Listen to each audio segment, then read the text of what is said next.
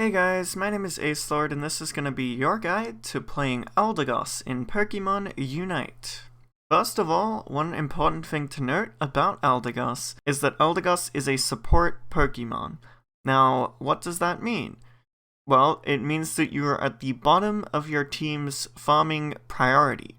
Farm being creeps that you kill across the map to gain experience. You will be getting the lowest priority farm and the most situational and risky farm out of anyone in your team. Now let's talk about what items to use on Eldegoss. The best Eldegoss item build in a coordinated team is EXP Share, Focus Band, and Buddy Barrier. I would recommend these 3 items for playing Eldegoss. However, if you want to replace your EXP Share with Muscle Band for solo queue, you can do this. It, however, will not always guarantee you hitting Cotton Guard before the first Dreadnought fight, which is an important power spike. So I would recommend sticking with EXP Share, Focus Band, Buddy Barrier, but if you wanted to run the Muscle Band, you can do that instead. For the abilities you want to pick, the important ones to pick is Pollen Puff and Cotton Guard. Cotton Guard is the thing that makes Eldegoss so powerful, especially combined with a Lucario or Snorlax Score Shield. And Pollen Puff fills Eldegoss's goal of healing and giving a lot of sustain to your team, as well as giving you pretty good ways of solo farming low priority creeps. First things first, what lane do we go to when we start the game? Well, Eldegoss is actually best going in the top lane, despite what the game recommends, because you're at the bottom of your team's farming priority, and there is less farm to be had in the top lane. The farm is also more spread out across multiple creeps that give fewer XP, rather than fewer creeps that give more XP, like bottom lane.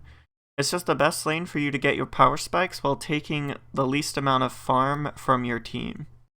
Okay, at the start of the game, there are 4 monkeys that are going to spawn that you're going to pick up on your way to the top lane. Now, you want to give the majority of these to your carry. It's fine for you to take 1 or 2 for yourself, but I would definitely not take more than 2. And I would recommend taking 1 or none of these monkeys, depending on how you plan on playing the lane. Most of the time, I will take 1 monkey leading into the lane and leave the rest for my carry. At around 20 seconds, the monkeys and Corphish will spawn in the top lane. Your job as a support is to contest the mid Corphish that spawns in the center of the lane. This is a really good opportunity to talk about farming priorities, low priority farm, and high risk farm. There are actually 2 monkeys that spawn at the top of this top lane. Both these monkeys give 70 XP. The only real difference between them is that one of them is positioned closer to your team's goal, and the other one is positioned closer to the enemy team's goal. The monkey closer to your goal is considered safer and higher priority farm, as you're close to your goal, so can easily retreat if this gets contested, and the enemy team has to move further away from their goal in order to contest this monkey. The monkey on the other side of the enemy, closer to the enemy's goal, is considered a lower priority and higher risk farm, as we would have to extend further from our goal in order to try and get that monkey, and the enemies will be closer to their goal during our contest. So naturally, as an Eldegoss being at the bottom of our team's farming priority, we should be leaving the back monkey for our carry, and we should be going for the lower priority, high risk farm, aka the monkey closer to the enemy goal. The next thing that's good for us to think about is the Corphish that spawns at 1 minute and the bees, or Vespiquen and Comb bees, that spawn at 1 minute 10 seconds. Now, typically it's pretty important for your carry laner to be closer to the Vespiquen spawn to be prepared to clean it up, as well as if there is a rotation from your jungler, being in an active position for these bees. So, the core fish that spawns only 10 seconds before the bees do can typically be picked up by you. If the carry comes over and decides he wants the core fish, then you should just let him have it. But a lot of the time, the carry won't even realize that this core fish spawns, and this is fine for you to just take. It's only 60 XP, and he should be focusing on the bees that are coming up shortly afterwards. It's important to contest the bees and attack any enemies that overextend trying to get them. Also, 5 seconds after bee spawns, core fish will spawn in the center of the map. And as a support, it's actually pretty good for you to just go down at this situation and farm at least one of these mid core fish. These are low priority farms, as there are more important farms that will spawn on the map here that your other team members will be focused on. So it's fine for you to take the mid core fish, even 2 if the other one is left by the enemy team, and even 4 if the bottom 2 are left and you decide to rotate bottom here. Speaking about rotations to the bottom lane, as a support you should always be rotating to the bottom lane shortly after these mid-core fish spawn. Reason being is that there's really not a whole lot left for you to do in the top lane. Your carry has collected so much farm and is likely able to just stay there and lost hit bees himself. So you should be coming bottom to contest some more dino spawns and the bees that are going to spawn bottom. But more importantly, you're going to be well positioned for the most important objective of the game, Dreadnought, that spawns in at 3 minutes into the game. The first Dreadnought fight is where the laning phase officially ends and the game officially starts. As a support, it's best for you to keep taking lower priority farm that your carries are not going to want to or need to take, and sticking with your team as they rotate across the map.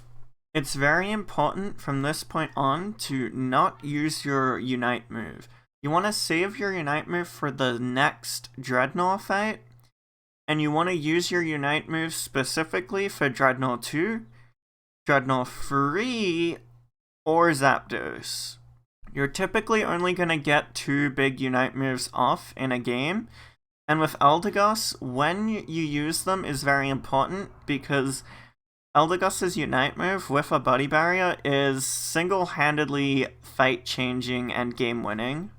Okay, so starting the game off, we head to the top lane, and I take 1 monkey here, so I want to give the rest of them to my carry.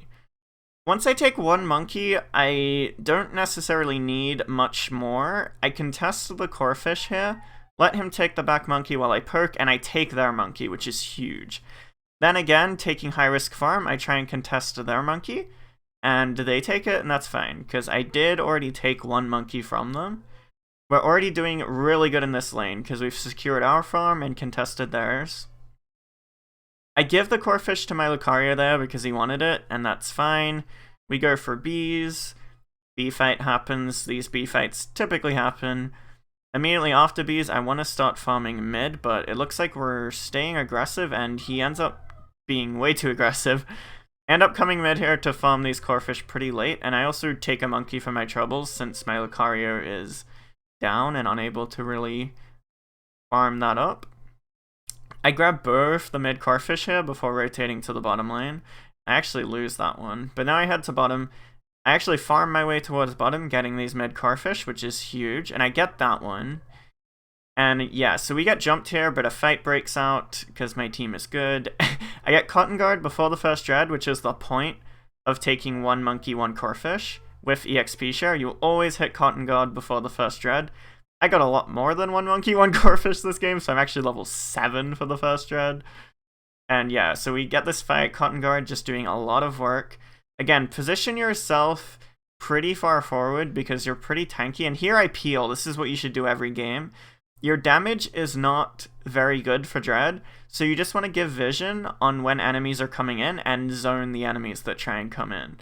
I take that crab because no one else is going to take it. It's a low priority farm, so I'll grab it for myself. That lets me get my ult, and we're heading to top lane. Notice how I have ult, but I'm not going to use it for this fight top. because there's another dread that's gonna spawn, and I would like to have my ult for that dreadnought. So I'm actually just gonna hold it until the dread. If I really needed to ult, I might, but likely I would just let myself die and wait for the next dread. So here we push this Rotom for a little bit, and then I believe we back and head for the Dreadnought, that's coming up in 29. Zeraora way overextends, we pick him up. And I call for my team to gather here, because we know Dread's just about to come up, and I'm peeling again. See, my damage for Dread is not that good. I want to zone the enemy team, and give vision for my team. So that's why I stand up here and not in the actual area. My ult gets cancelled here, which is really unfortunate, but I think this fight ends up being okay? Actually, this is a very long fight, I remember now. We end up fighting over this dread for a long time, and I do end up dying, I think, twice here. So I take one death here, but we still haven't lost the dread. I immediately come back in. This fight continues. I try and heal my Lucario, get my Cotton Guards up. Here we actually start the dread, but then end up dying. But then we come in and we fight. I die again to a Charizard Unite. This is just a big fight, but I'm where I need to be, right? This is the right decision making. My ult getting cancelled was unfortunate. We could have probably won this dread a while ago. But I believe we end up winning this dread anyway. And this is just a very long Dreadnought fight. I have my ult again while this Dreadnought fight is still going on, which is insane. So we end up winning the Dreadnought fight, picking up the Dread right here. We take the coin flip because there's 4 of us and 1 of him, so we just go for it and we get it. Actually, we don't get it. Zap spawns. But that's fine. So here, actually, huge decision. Both our score shielders go to dunk, so I Cotton Guard and ult to give them enough shields to get their dunks off. And now we just defend. Those dunks were enough to put us ahead. Now all we have to do is intelligently defend. So I give a little bit of shields and heals and I go back. I watch the points from Launchpad. I come back into the fight here to defend. Immediately after defending this point, I head straight back. And I head top. Because we need to defend all of our points. Ninetales is bot, I'm top. They can't score. These are the only places they can score. We also need to watch Zapdos in case they try and take it, which they do, and we rotate over, but then I realize their aura is going to try and score, so I go back to point, and I prevent the score, and we take a pretty comfortable win, where my rotations were good. I only died in fights. If you're only dying in fights, then your positioning is good. If you're dying outside of fights, you're doing something wrong. But here, this was a really good game. Alright guys, hope you enjoyed the video, I hope you learned something, and I hope this is really going to boost your Eldegoss gameplay, get you climbing that master ladder with one of, if not the best Pokemon in the entire game right now. Blissey is coming out, which is pretty exciting. I'm going to make some videos on that, so if you're keen for that, be sure to subscribe to the channel, give it a like, comment down below, tell me what your Eldegoss win rate is. And yeah, I'll see you guys in the next one. Peace.